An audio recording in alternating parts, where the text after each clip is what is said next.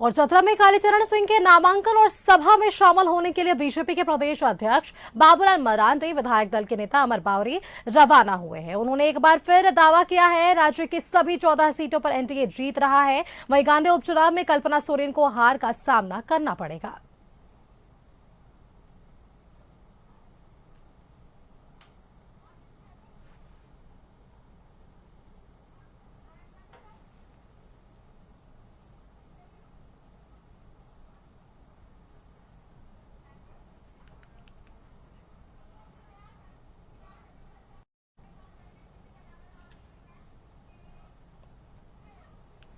चलिए आपको सीधे लिए चलते चतरा, जहां से हमारे साथ संवाददाता सत्यव्रत किरण जुड़ रहे हैं और उनके साथ साथ विधायक दल के नेता अमर बावरी भी हैं।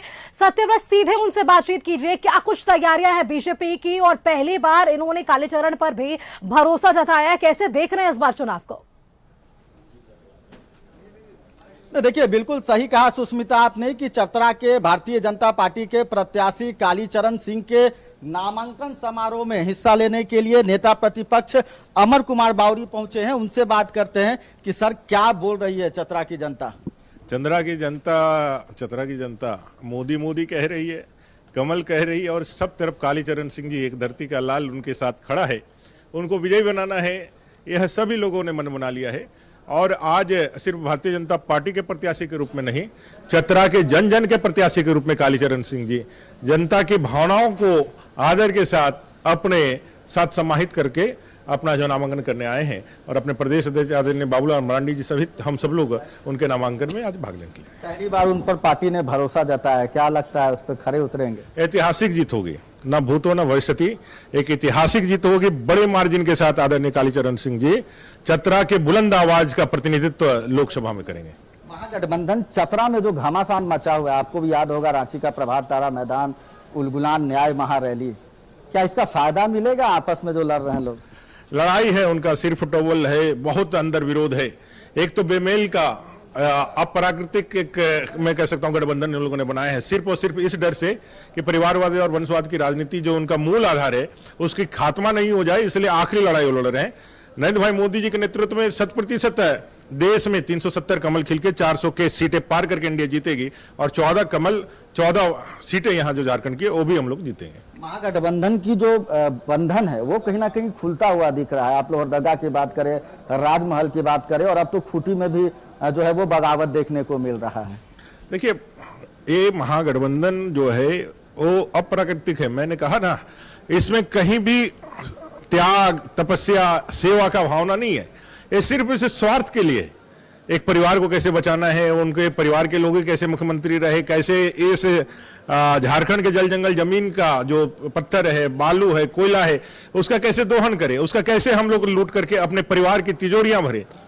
सारा ध्यान तो उधर लगा हुआ है, भ्रष्टाचार के ऊपर। इन एवरेज हर दिन 5 हत्याएं, दुष्कर्म की घटनाएं। यहां किसी को कोई चिंता नहीं है कि बिरुपिका पहाड़िया की हत्या कर दी गई, रूपा तिर्की की हत्या कर दी गई, संध्या टोपनो की हत्या कर दी गई, यहां अंकित पांडे की हत्या कर दी गई। तुष्टिकरण की राजनीति के कारण इतना ये लोग अंधे हो चुके हैं कि आपने देखा होगा कांग्रेस के मैनिफेस्टो में जो कहते हैं कि मुस्लिम पर्सनल लॉ लागू कर देंगे। अब वो कह रहे हैं कि भाई आरक्षण को भी मुस्लिम जो अपने आबादी है, जो बैकवर्ड आबादी है, उसको जो उसमें बांट देंगे। कह रहे हैं कि भाई आपके जो पैतृक संपत्तियां हैं और पैतृक संपत्ति को आपके देहांत हो जाने के बाद आपके बच्चों को नहीं मिलेगा, उसको लेकर के हम लोग उन लोगों को बांट देंगे, घुसपैठियों को बांट देंगे। अब बताइए, इस झारखंड के जल जंगल जमीन का रक्षा कैसे होगा? कोई आदिवासी भाई अगर यदि कांग्रेस आ जाता है, आने की दूर दूर तक संभावना नहीं है, लेकिन आ जाता है तो उनका कहना है जो घुसपैठिए, बांग्लादेशी घुसपैठिए, रोहिंग्या घुसपैठिए झारखंड में अड्डा जमा करके बैठे हुए हैं, अगर यहाँ के किसी भी आदिवासी भाई का मृत्यु होता है तो जमीन जो है उनके बेटों या बेटियों को नहीं मिलेगा, वो निकाल करके उन घुसपैठियों के हाथ में बांट देंगे। ये देश भी देख रहा है, झारखंड की जनता भी देख रही है और इनकी चालाकी को भी समझ रही है कि इस देश का सुरक्षा और इस देश के नागरिकों का सम्मान और उनका जीवन जो है सिर्फ और सिर्फ भारतीय जनता पार्टी और एनडीए गठबंधन ही आगे बढ़ा सकता है और देश को विकसित बना सकता है। इस दृष्टिकोण से यह लोकसभा का चुनाव लड़ा जा रहा है और 400 के पार के नारे के साथ भारतीय जनता पार्टी मैदान में है। बिल्कुल, चतरा में नामांकन समारोह में हिस्सा लेने के बाद जनसभा का भी आयोजन किया गया है और उसके बाद आप लोग गांडे भी निकलेंगे। क्या दिख रहा है गांडे में सर, कल्पना सोरेन? गांडे में भी हम लोग जीतेंगे। वंशवाद की राजनीति क्या, परिवारवाद की राजनीति का एक जीता जाता स्वरूप है कल्पना सोरेन जी का, जो यहां पर हम लोग ने देखा है। मैडम कल्पना सोरेन जी झारखंड मुक्ति मोर्चा में किस पद पर है कोई नहीं कहेगा अभी तक, लेकिन इसके बावजूद भी वो पार्टी को लीड कर रही है। लीड क्यों कर रही है? क्योंकि हेमंत सोरेन जी की वो पत्नी है। दूसरी कोई योग्यता क्षमता बता दीजिए आप, दूसरी कोई योग्यता क्षमता नहीं। क्या भारतीय जनता पार्टी में ऐसा हो सकता है क्या, जब आप कोई भी आएगा और इस तरह से लीड कर देगा? एक दलित का बेटा आज यहां पर बैठ करके आपसे यदि बात कर रहा है तो नेता प्रतिपक्ष के रूप में, चूंकि पार्टी ने बनाया, वहां पर कई एक युक्ताधारी लोग हैं, आपके मुख्यमंत्री तक हैं, लेकिन मुख्यमंत्री जी को भी साइड कर दिया गया है। जो कोल्हान के टाइगर कहे जाते थे उनको सर्कस का टाइगर बना दिया गया है। और आज मैडम कल्पना जो है उनको लीड कर रही है सिर्फ इसलिए कि वो जीतेंगे तो मुख्यमंत्री का पद को खाली करा करके बढ़ जाएगी। तो गांडे की जनता ये देख रही है कि तुष्टिकरण की राजनीति करने वाले लोग, यहाँ के जल जंगल जमीन को लूटने वाले लोग, आज मोदी जी के कारण ये जल जंगल जमीन बचने का काम हुआ है। और ऐसे अपराधी, ऐसे लोग जो मुख्यमंत्री के पद पर भी बैठे हैं लेकिन वो जेल के सलाखों के पीछे हैं, तो आगे देश का भविष्य, झारखंड का भविष्य मोदी जी के हाथों में, भारतीय जनता पार्टी के हाथों में ही सुरक्षित है। इस ध्यान के साथ गांडे का उपचुनाव भी हम लोग जीतेंगे।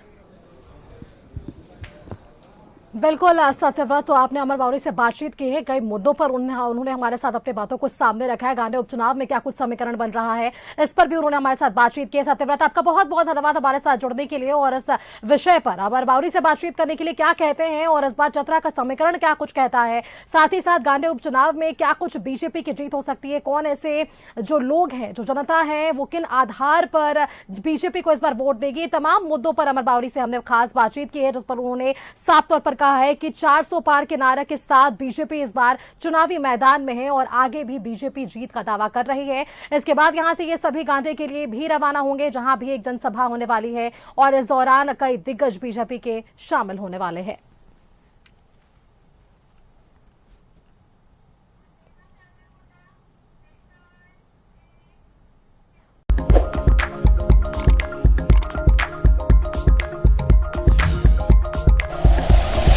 Like and share videos, subscribe करें हमारा चैनल और प्रेस करें बेल आइकॉन। न्यूज़ 11 भारत, सच है तो दिखेगा।